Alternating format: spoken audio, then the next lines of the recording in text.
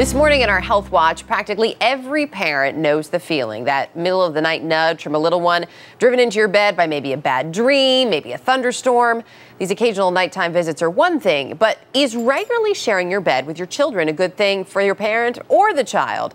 We're going to talk about that controversy this morning. Co-Sleeping, it's called. The editor-in-chief of Parents Magazine, Dana Points, back with us this morning. Great to have you here. Good to be here. And we should point out, too, before we get started down this path of whether or not it's good for you, we're talking about older children, toddlers on up, not infants. That's a separate story. Infants, it's completely recommended against for safety reasons. From the American Academy of Pediatrics. Absolutely not. Okay, so, but older kids. Older kids. It happens a lot. I mean, but is there anything really bad with it? You know, if they come in the middle of the night, I mean, my son started doing this now that he can open the door. Yeah. Mommy, you know, I heard something, or mommy, you know, just wakes up and needs a little comforting. Right. It's really a very personal decision. There are some families who believe that letting the child sleep in the bed with you is going to help them feel safe, is going to help them bond, help them sleep better. On the other hand, you have developmental experts who are saying children really need to learn to sleep alone. After all, that's what we all do as adults. Is there a certain age they need to learn to sleep alone? Because we also hear that in other countries, in other cultures, this isn't really a big deal. Kids sleep with their parents all the time. That's right. In other cultures, in India, there's some statistics showing it's as high as 93%. Wow. Now,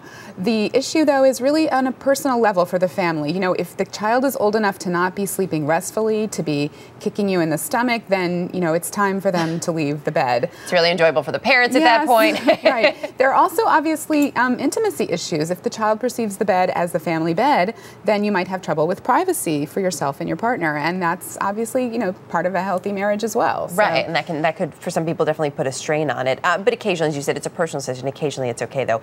If though this becomes something where it's happening every night, and you're at the point where you're saying, you know what? I love you, kid, but it is time for you to go back to your bed. How do you make that transition? Right. Well, certainly, for example, before a second child is born, you're going to want to probably transition the child out. First, you want to prepare the child mentally for the fact that it's time to leave the family bed. And that means if they're old enough, kind of get them excited about their own bed, their own room, help them, you know, let them help you pick out sheets and a bed, etc. So that's the first step. So get them prepared. Also, I'm guessing you don't do this, you know, from one night to the next. You really need to ease into it. Ease into it, yeah. I mean, you don't want to give too much of a heads up, but you know, a couple weeks out, if you don't already have a bedtime routine, you need to get one, and that includes, you know, toothbrushing, face washing. Maybe you'll want to sit and read a book or sing a song together. But the point is that you want to leave the child in his bed by himself. And sometimes, too, I know people sort of slowly move out of the room. They may lay down one night, a week later you move on the floor, you slowly move out of the room. I mean, I would say probably laying down in the bed with the child is not the best solution, but, you know, you can sit there, pat the child's back,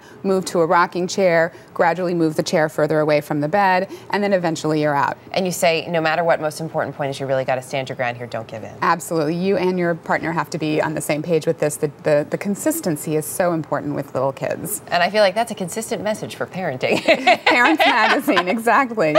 Don't give in. All right, Dana Points, great to have you with us. Thanks for the tips this morning.